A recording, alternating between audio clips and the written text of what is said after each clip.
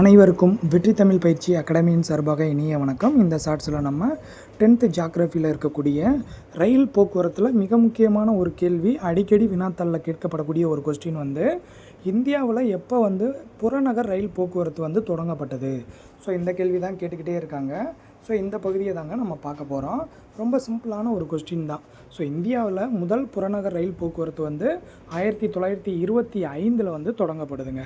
So இது எங்கே ஆரம்பிக்கிறாங்க? ஃபஸ்ட்டு மும்பையில் ஆரம்பிக்கிறாங்க. அவ்வளோதான். இது மிக முக்கியமான ஒரு வினா. சரி, அங்கே நிறையா வினாத்தாளில் கேட்டிருக்காங்க.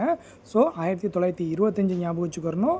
மும்பையில் தான் புறநகர் ரயில் போக்குவரத்து முதலாக தொடங்கப்பட்டது அப்படின்னு ஞாபகம் வச்சுக்கோங்க. அடுத்தது இன்னொரு இம்பார்ட்டன்ட் கொஸ்டின் என்ன கொடுத்துருக்காங்க?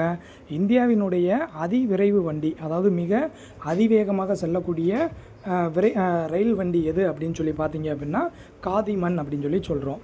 இந்த காதிமன் மணிக்கு 160 கிலோமீட்டர் வேகத்தில் போய் டெல்லியையும் ஆக்ராவையும் இது இணைக்குது. சரியாங்க? ஸோ மணிக்கு எத்தனை கிலோமீட்டர் வேகம்? 160 கிலோமீட்டர் வேகத்தில் போது எந்தெந்த பகுதியை இணைக்குது அப்படின்னா டெல்லி டு ஆக்ராவை இது இணைக்குது. சரிங்களா? நல்லா பார்த்து வச்சுக்கோங்க. மிக முக்கியமான ஒரு பகுதி.